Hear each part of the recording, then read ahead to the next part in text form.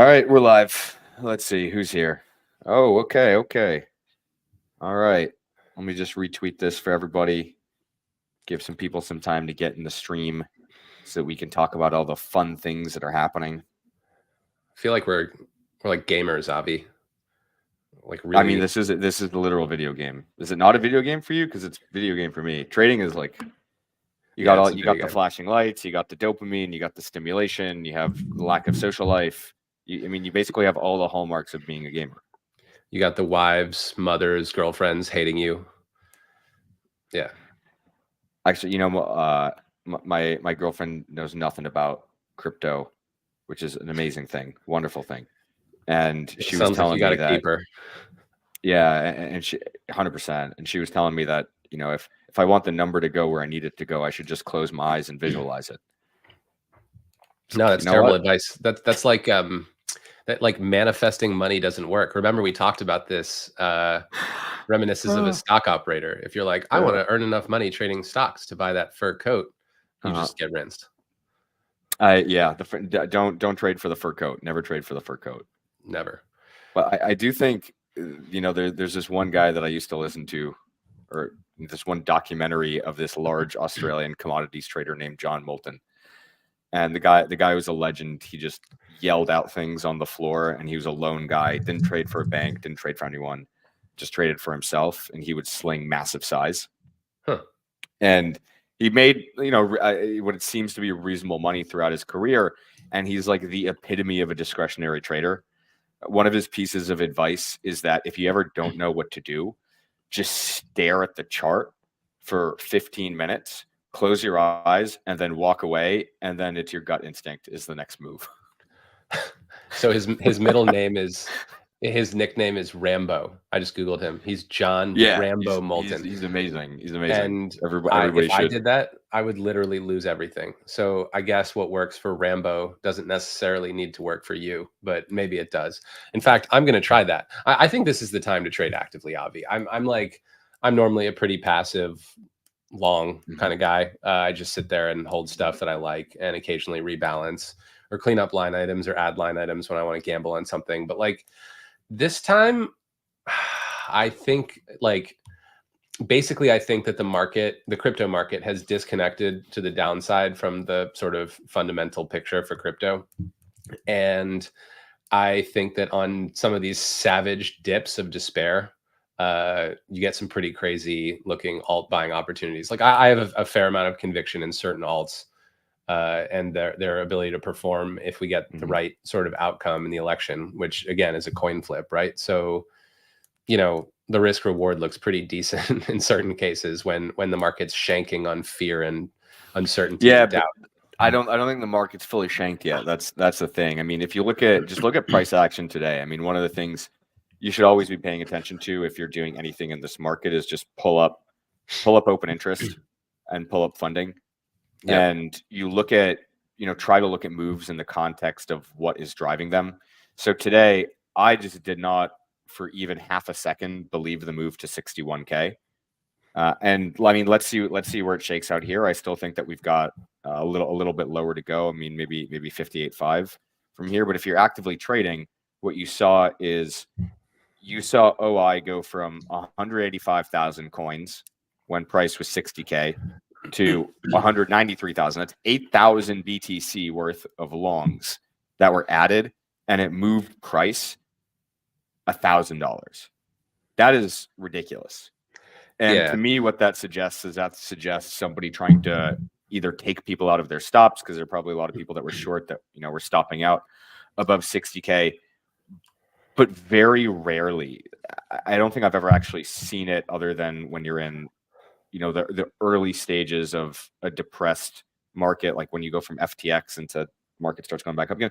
I don't think I've ever seen that type of OI ramp stay. And this is a trending market. This is not a trending market. This is a choppy market.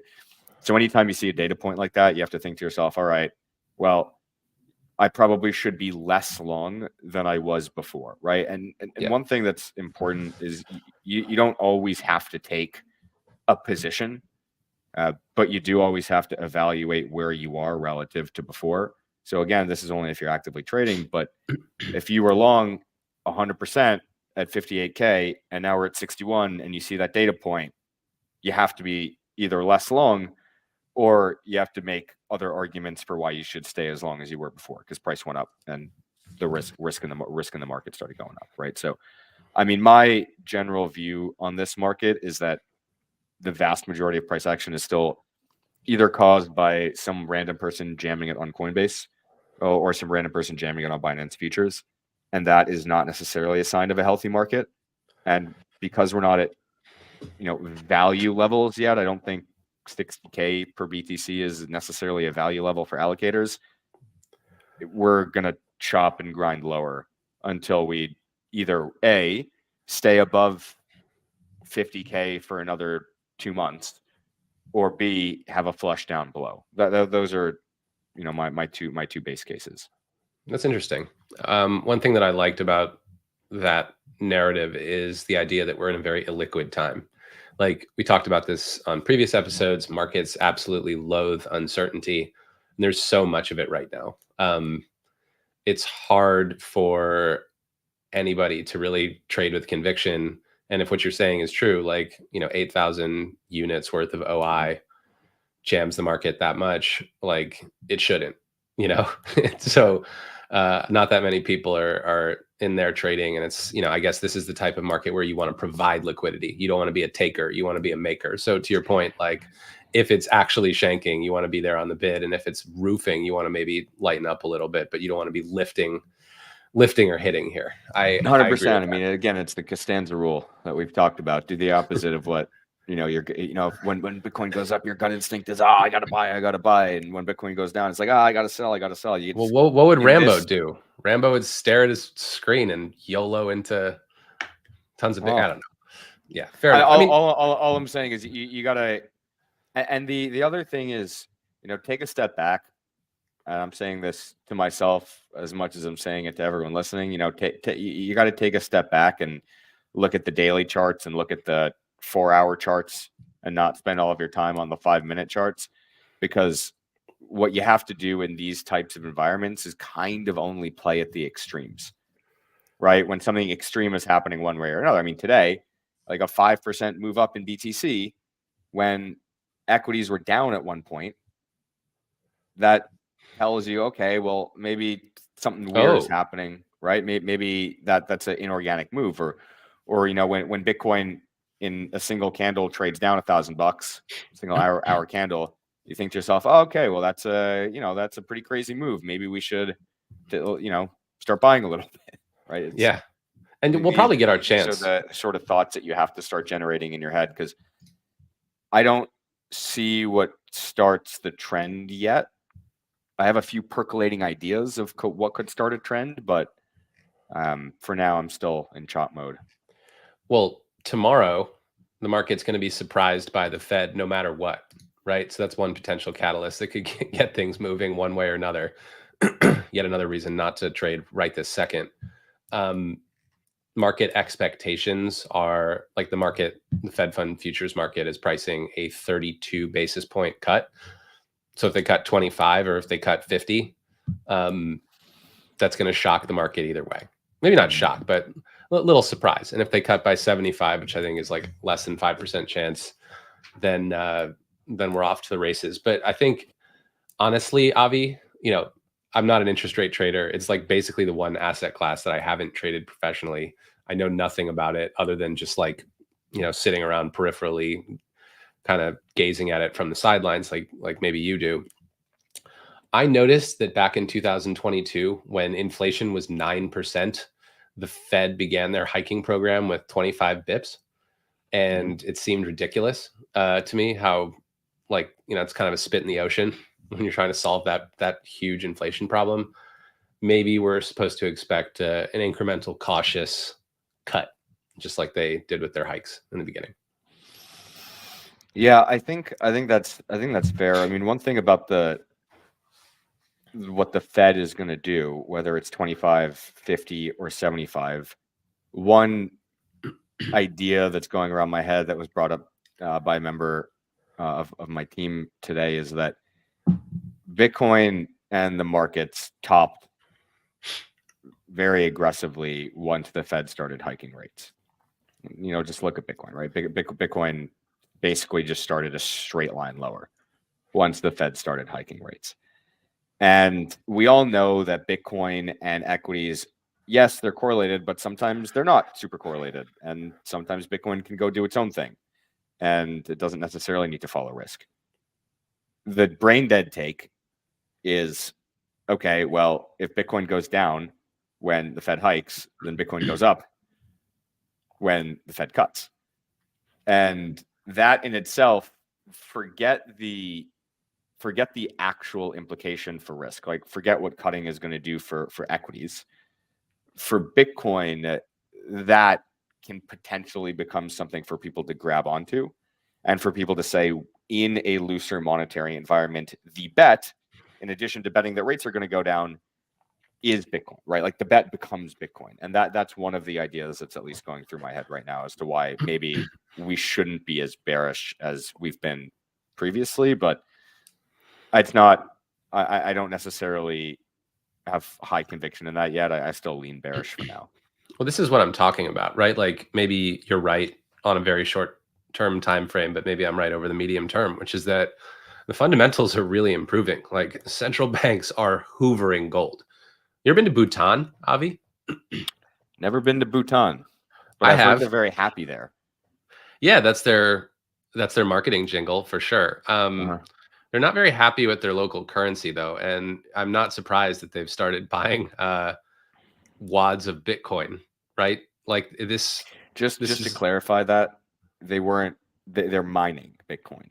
They're not actually buying Bitcoin, but they're not selling it yet, which is good. Yeah, well, there you go. They're mining it. I mean, they have free energy, so true. They do have some beautiful Himalayas and hydro and solar and all that good stuff. I mean, I think if Bhutan mines Bitcoin and doesn't sell it, that's just fewer units for the miners that do sell. So that's bullish. I think we're going to see more of that, frankly, in coming days and weeks and months. And I also think that, to your point about Bitcoin sometimes being correlated with stocks and sometimes not being correlated with stocks, I think that we've been in a very long regime where Bitcoin is basically levered NASDAQ to the point where you speak with TradFi guys and they're like, oh, Bitcoin's just 1.5 times NASDAQ. Like, why would you consider it a separate asset class? Mm-hmm. So to me, that's like the level of complacency that as a contrarian, I want to hear before this thing starts to go parabolic. Now, I don't know when it will go parabolic, and I don't know how I'm going to feel if suddenly the fundamentals shift. But as we've talked about on this podcast before, the current sort of news picture is already priced in, and what we have to assess and evaluate is the second derivative of the news. And what I've seen is the news just getting better and better and better. The backdrop getting better and better and better. I expect that to continue because I don't think it's nearly as good as it could be. If we're, cutting rates with stocks and Bitcoin basically at all-time highs, and then if the election, it's a coin flip, but if the crypto market flips head, like, look out, right? So I don't think things are going to get worse in the near term. And I don't really see the price responding to that. So for me, the risk reward just gets better and better, especially on some of the, lower vicissitudes of this chop. When you say things are going to get, say things are going to get better, I mean, do you mean just that the Fed, you view the Fed cutting as just good? Yeah, I mean, I don't think that people understand. You don't buy the argument that, oh, they're cutting now because the economy is about to get really bad. No. I mean, the Fed. Okay, so there are two kinds of monetary, let's call it interest rate responses, policy responses, right? One is very aggressive action, like aggressive cutting or aggressive hiking. That's usually a response to something supply side, oil shock, demand shock, something crazy, right? So supply side or demand side, I should say. So a shock, right? And shocks are terrible for markets, including Bitcoin. So if the Fed is going quick, like, it tells you that there's a broader kind of macroeconomic backdrop that you need to be wary of. If the Fed is telegraphing for 6 months that they're going to do something and then easing the market into the idea that they're going to do it, and then they start doing it slowly and steadily, that's less of again, Fed policy responses are like, and interest rate responses, they're lagging indicators. They're not leading indicators. So unless they're, unless the world is on fire, them like sort of gradually cutting means that the inflation problem is over.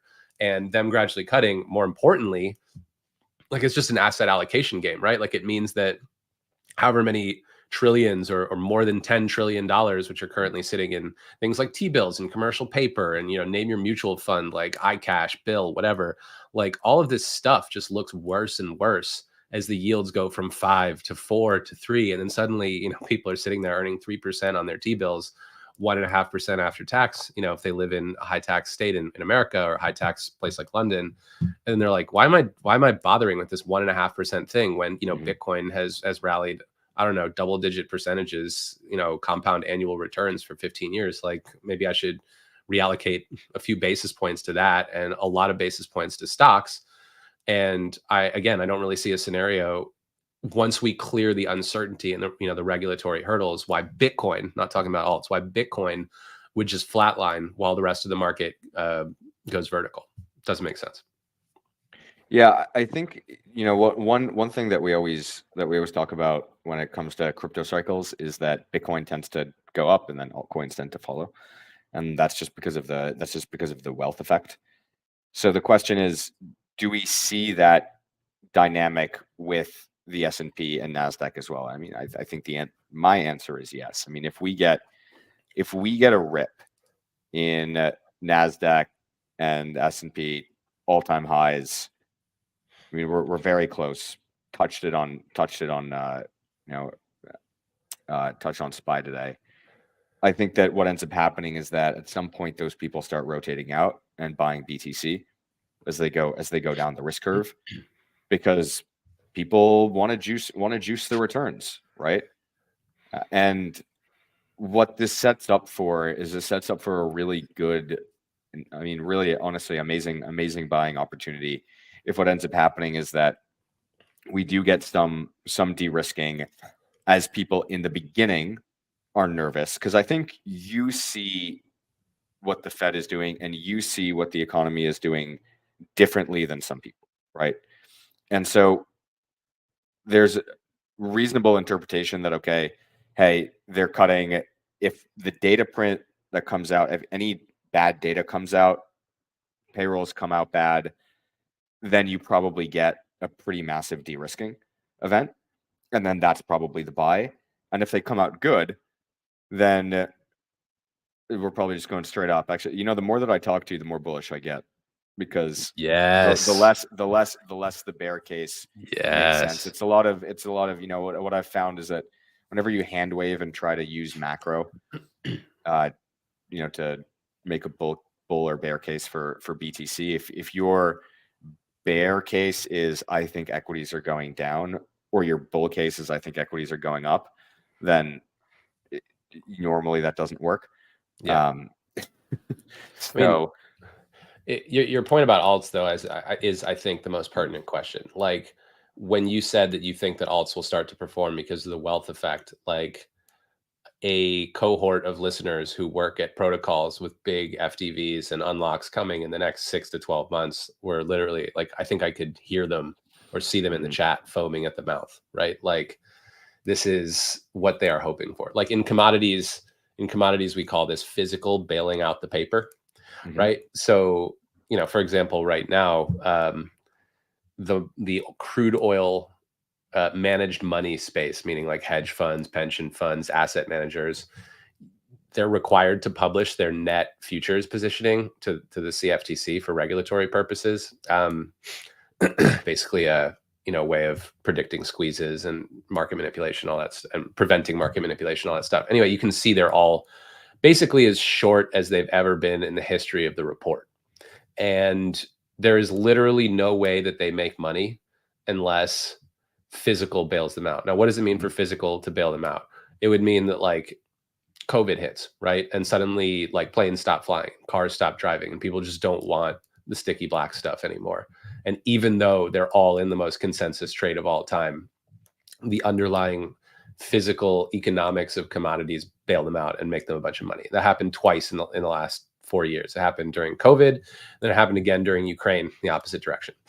Now I think you have a similarly like extremely consensus sort of like bag holder community of altcoin people just like literally on their knees praying to whatever deity they worship that like the SEC gets an overhaul and clears the way quickly for some other source of capital to flow into the altcoin space other than just like a greater fools.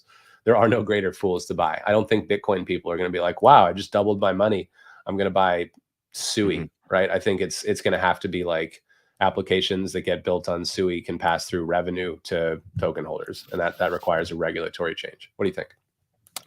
Yeah, I don't know. I do think that what we're seeing right now, at least, is we're seeing as we've talked about over and over and over and over, we're seeing a lack of applications being built, and there's a gap here, right? And what is the gap? There's a gap for an L1 or infrastructure or something that acts as beta to the upside. ETH has been dog shit all year. Solana, honestly, too, has not been great this year. It was really great last year. This year, it's okay.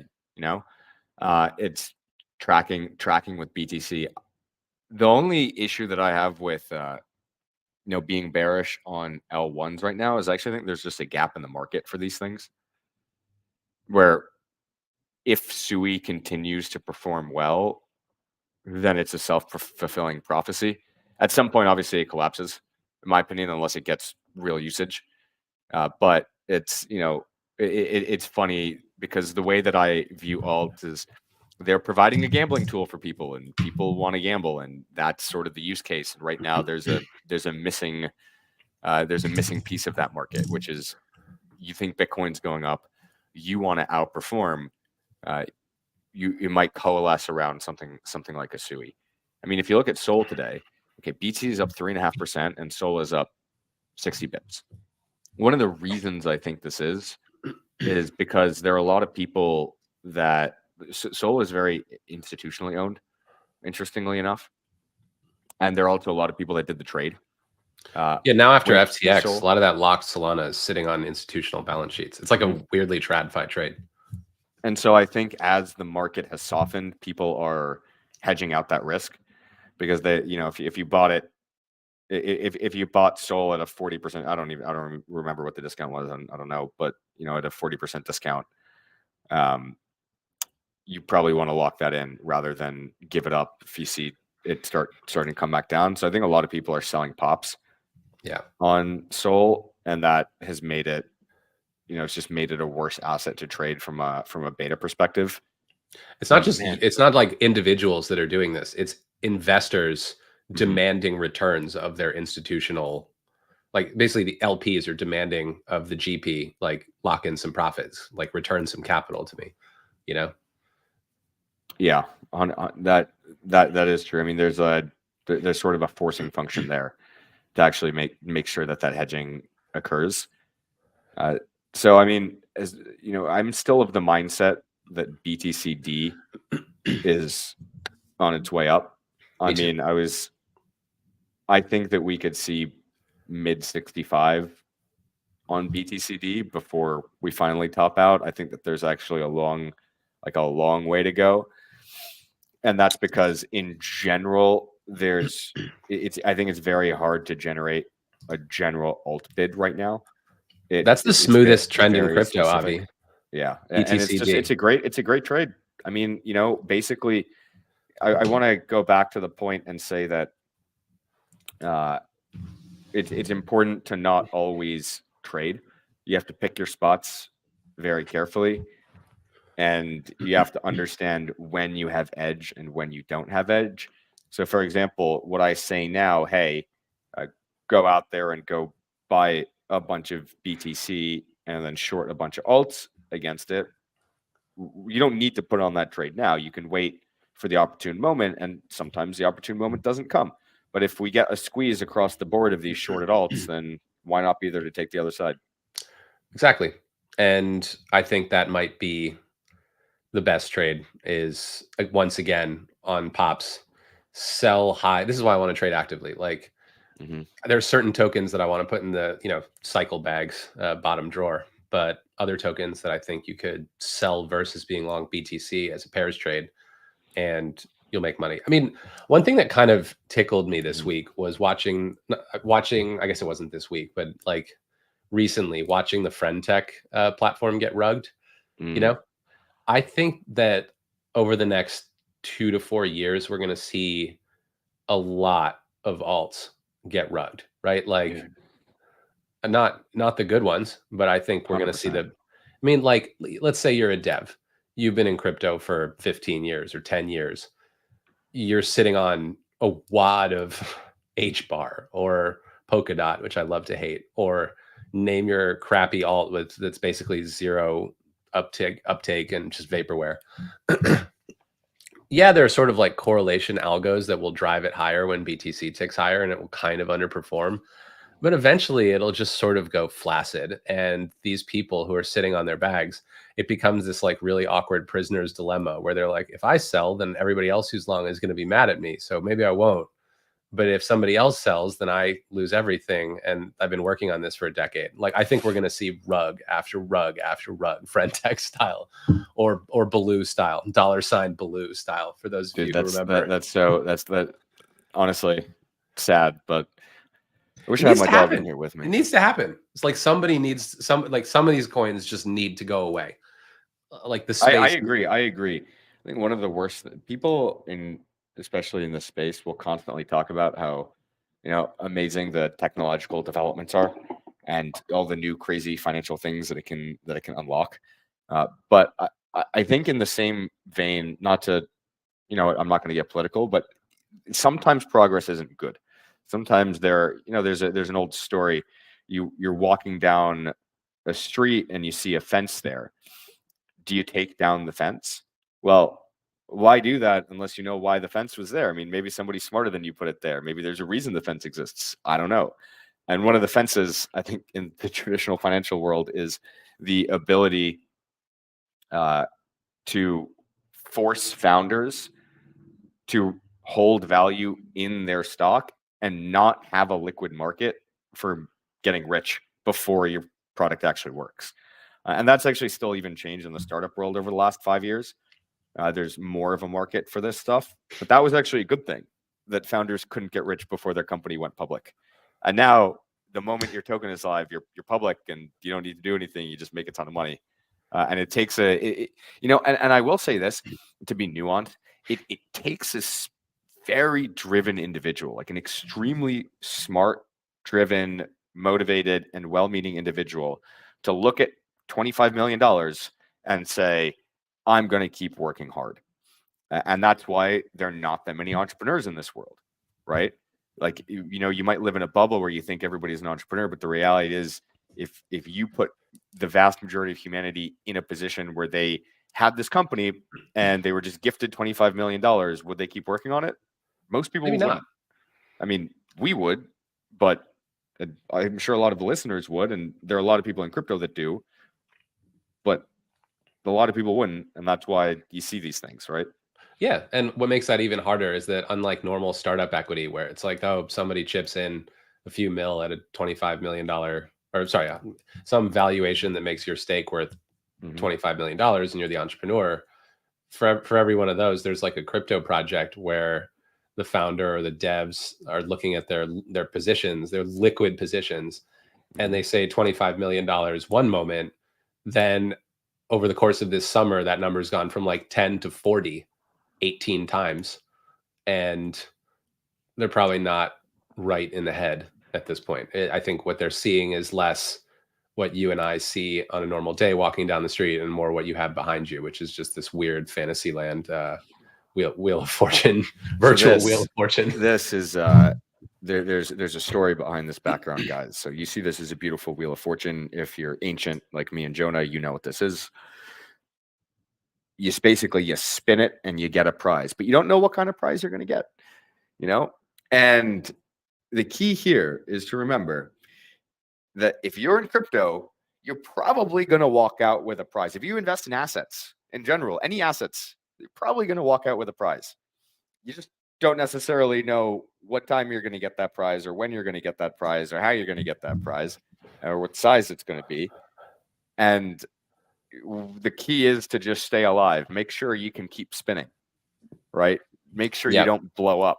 Like, don't overinvest. Don't go nuts. Don't use leverage. Don't be that guy on the Binance futures today who bought 8,000 Bitcoin and then puked it all in the span of 8 hours. Why do people do that? What? Like I still don't understand. The person that gets a bunch of spins on the wheel, so at some point you get your prize. I mean, here's the thing. Here's just about equity markets in general, right? The S&P 500 is made up of 500 companies. In aggregate, these companies are profitable. So what does that mean? That over time, as long as profitable companies stay in this index, you make your money. You make money. That's why equities go up. Equities go up because they make money. Like, these things make money. There's a cash flow. So as time goes on, as long as there's no like World War III, probably the stock market gets to go up because it's comprised of things that make money. Same can't necessarily be true about crypto right now. However, as long as the equity markets go up over time, then people are going to want to bet on things that get them more return than that 5% a year. And so Bitcoin probably has a spot in that. Now, does anything else, as we've talked about? Maybe not. So, my best, it's to turn this into something more actionable. My best plan for getting long this market is a clear breakthrough of all-time highs on equities or a clear flush on Bitcoin. And other than that, I mean, guys, I don't know why you listen to this podcast, because you can probably just like set alerts and go to sleep. But shh. that was my rant. No, I love it. I mean, look, to your point, sometimes there are just times where, like, we take a lot of crap for this on Twitter. Oh, look, it's Baloo. Hey, Baloo. Yeah, it's the bear. It's the big bad bear. Welcome, Baloo. His skin looks like a rug. He is a rug. Yeah. So, I mean, basically, people give us a lot of crap on Twitter because our podcast is called 1000X, and they're expecting, I don't know, low market cap shitcoin shills that 1000X. That's not really what we're here to do. It's more about developing a process and lasting. Time in the market beats timing the market. You're not going to 1000X your money, but you'll 1000X your knowledge. I can promise you that. You might 1000X your money. Like, if you bought GBTC, then rotated into Bodin, then rotated into Ethi, like, you wouldn't be that far off. True. So like, it's possible, but hard, and you're not going to do it all in one coin. I guess my point is, like, during these times where it's just wild chop and there's no alt narrative, why dive in front of the altcoin bus, right? Like, just like, preserve yourself. And to the point of this guy or gal, Nashty, who wrote, "Man, I miss 2017, making money without mid-curving BS about rates and macro." There is an element of, like, yes, you can just be long Bitcoin right now and probably pretty happy about that. But as you and I both know, Avi, complacency kills, right? What works today will not work tomorrow or next week. And if you're just blasé about your risk, watching the number go up and, just saying, I'm so smart, I don't need to mid-curve things, you could end up losing your shirt. A lot of people lost it on FTX just like that. And I don't like the mid-curve meme, because basically the implication is that analysis is bad, right? And I don't know. My career has run contrary to that notion for a long time. Like, just staying in the game requires thinking and rethinking. Yeah, no, I mean, and research and analysis is extremely important. I mean, one of the highest alpha things that you can do for yourself in this particular market is go on to CoinGecko. I mentioned this before, but just go on to CoinGecko and actually spend 3 hours looking at each project that's below 100 mil market cap. Actually go look, right? Filter by 100 mil market cap. If you're like really looking for a real return that, you're not just looking to gamble, you're looking, okay, I want to be able to find the 10x. That's how you find the 10x. Is you don't go on Twitter and look for what people are tweeting about. That's silly, because by definition, if people are actually already tweeting about it, then it's probably priced reasonably effectively. It's better for you as a person to like go look at what is actually being built out there that is low enough market cap, do the diligence. Teams are pretty accessible. You can go into a Discord, send them a message most of the time, go into the Telegram, tag the founder, talk to them. Do you like ask them hard questions? Do you like their answers? Do you not like their answers? Right. And you can even narrow it down by sector. Go look at, go down the list of every single DePIN project. See what they're about. Right. And that's how you get things that you can hold for a while and actually make some good money on. I know we talk a lot about the majors here, but you offended my ego when you said, we won't teach you how to also make money on other things. No, I mean, we definitely have plenty of shit coins left in the old cannon to be fired at appropriate times. But I think that now just isn't one of those times. Like, at least put it this way, not for me. I like the top 50 coins. I don't like the sub 100 mil FTV coins because I'm not a very good angel investor or venture capitalist. I've tried and failed many times. Probably broken even, but that's kind of what you're looking at when you look at these low FTV coins, unless it was like the meme coin summer where something was just hilarious and you buy it for, 10 days and then sell it 3x higher, or 10x or 50x higher in certain cases. Like a lot of these low FTV coins involve a product market fit that does not exist yet, right? They involve some vision of the future that may or may not come to pass. And that is an area where I personally feel less comfortable. That's fair. But you can listen to plenty of podcasts. That is how you find these things, right? That's the I agree. And one thing that I'll say is you got to be good at it. But I think that probably holds true for everything that we say. You still have to be good. Like you can't stuff air. Our secret is money. Talent. That's the secret. No, at least I don't have it. You have to be really good. He's really good. He started peeing outside. Yeah, really good for you, Baloo. You got rugged. You are a rug. You did. Anyway, so this is actually a really good question, by the way. The one here. Sorry, what is the difference between patience and complacency? You want to pull that up? Crap. Where is that? Oh, there we go. Renly B. What is the difference between patience and complacency?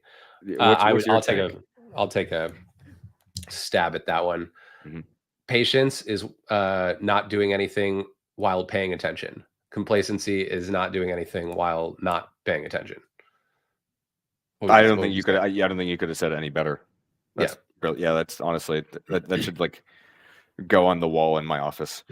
I mean, literally, like when people are like, "Oh, it's a mid-curve take," or "Oh, these guys," like, yes, sometimes there's no trade, there's no portfolio reallocation to do, but that doesn't mean you should tune out, right? Because then you'll miss the avalanche of flow that can either carry you out or take you to the promised land. And it's funny, like I was talking to a guy who used to report to me back in the day, and he was saying, I want to be a crypto PM. And I was thinking like he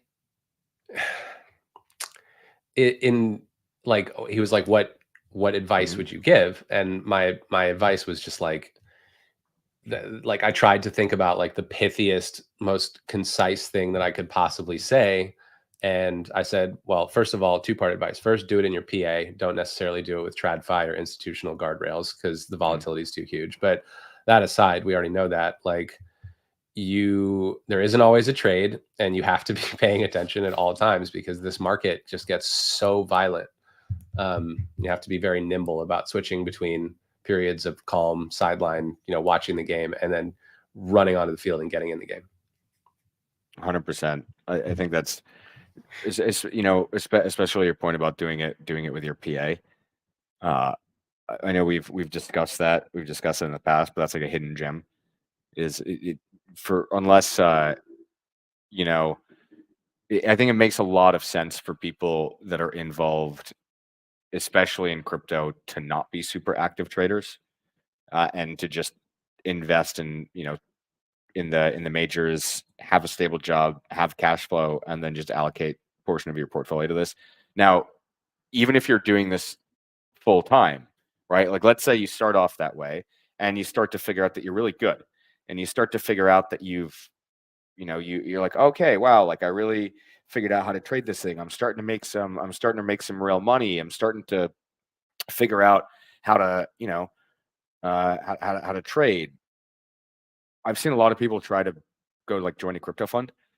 And I think that's probably one of the worst things that you can do for yourself, because one, access to people is so open, and the ability to learn from people is so open in crypto that if you just, like DM Jonah, we have a group chat, like DM me, you're in a group chat of 1,200 people, some of whom are better traders than we are, and you can network. If you can network effectively, which you're going to need to do if you want a job anyway, you can learn.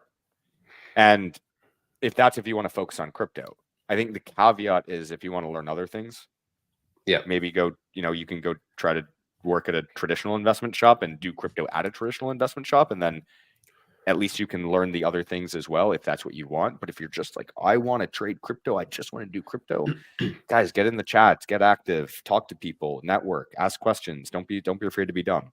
It's really important. Agreed. Crypto is so bizarrely retail oriented and accessible. Like if you wanted to learn to trade gasoline, you could not hop on Discord or Telegram or podcasts and figure it out. Crypto, you really can. You don't need to do it institutionally. And I think so you're telling me if I called your old boss at Vitol and I was like, hey man, so how should I trade this oil thing? He's not going to respond to me? Probably not.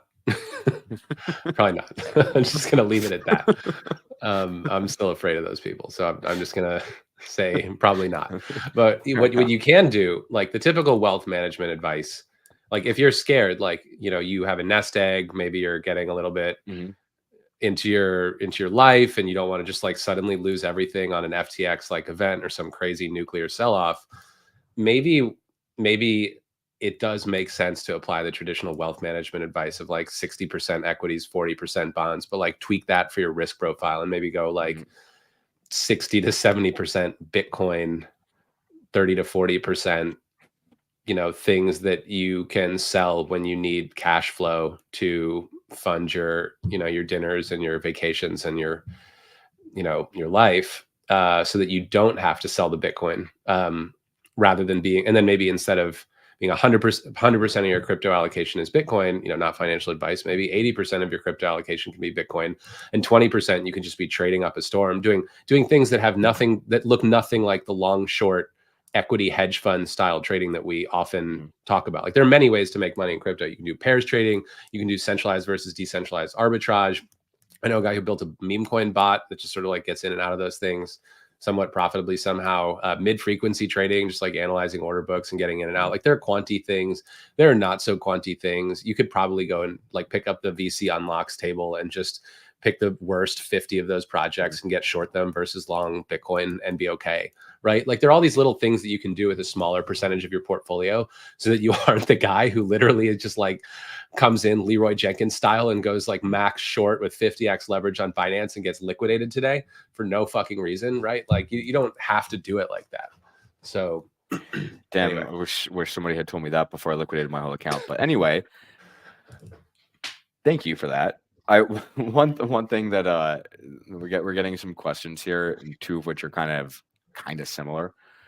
It's interesting. What do you think about the FTM hype? Fade it or buy it? And then do y'all buy this whole DeFi Renaissance trade that has been making the rounds on Twitter? I mean, these are basically the same question, and I know they're about completely different assets, but they're basically the same question, and it's that. How sustainable are these short-term narratives? And the answer is not very sustainable.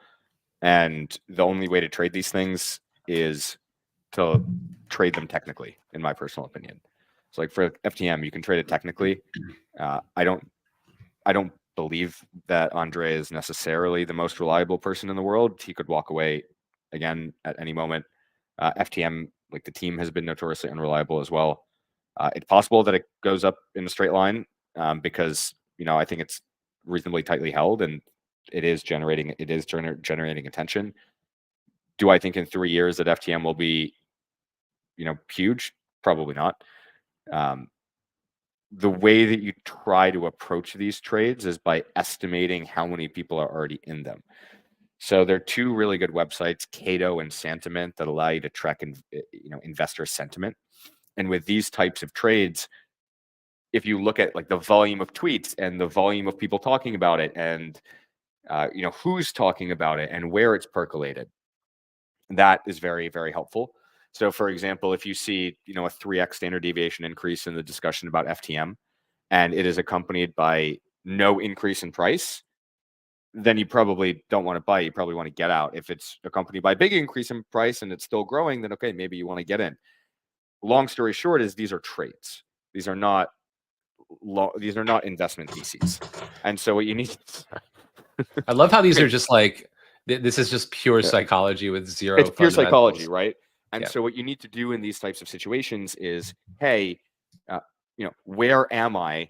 Am I early to the trade, or am I late to the trade? Like, I mean, one example, which is kind of interesting, is that GameFi, a lot of the volumes on GameFi, like IMX has been trading up, ILV has been, it's actually been like trading reasonably well.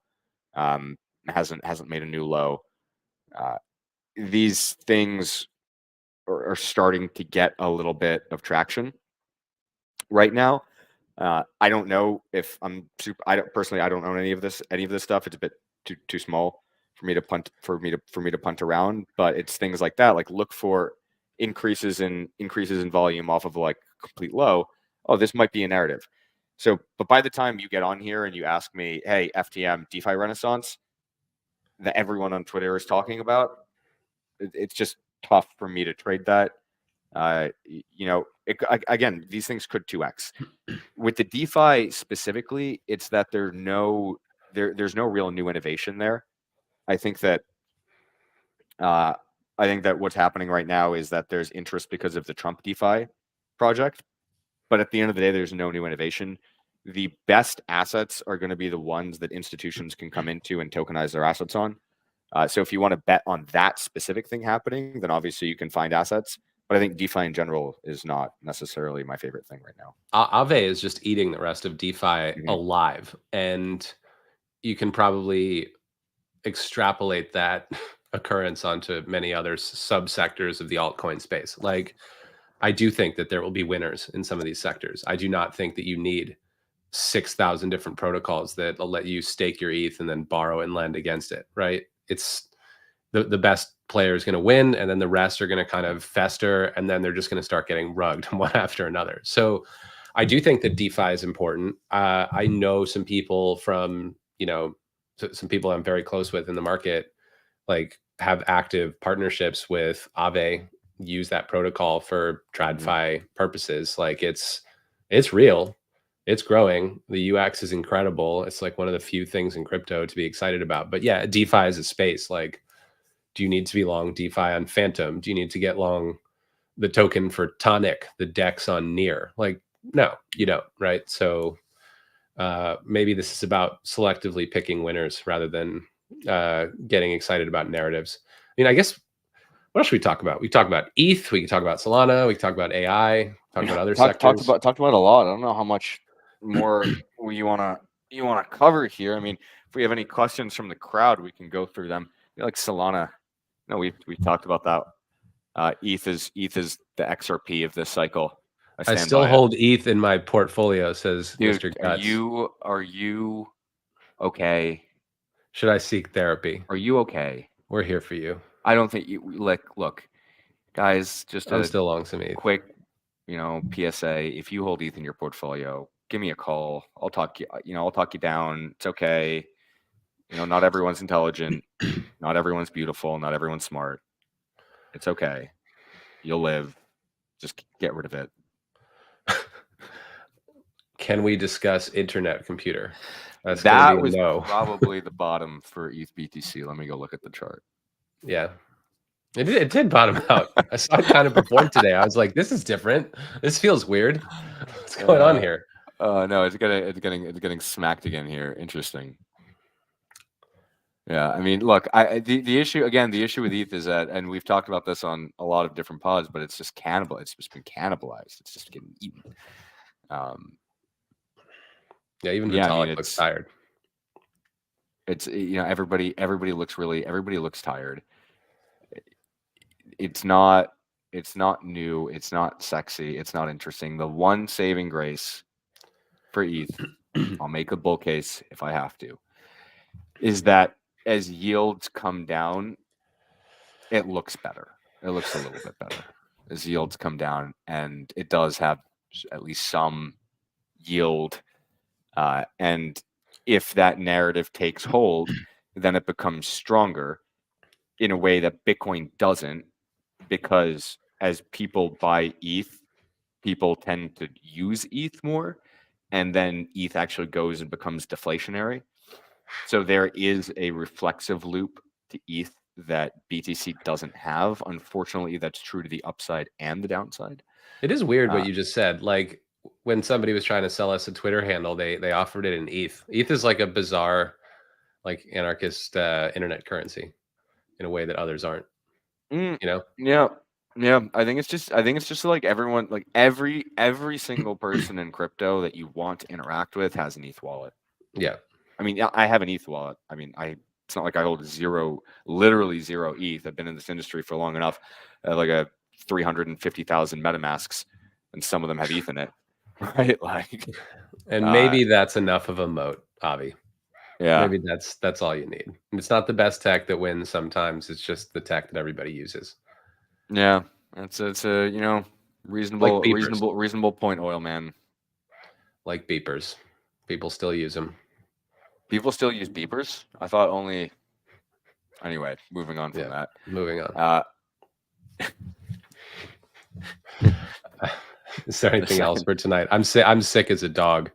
I haven't left London. I didn't go to this stupid conference where everybody always gets sick, and I'm just sick anyway. So I think I'm going to hit the sack here. I'm pretty tired.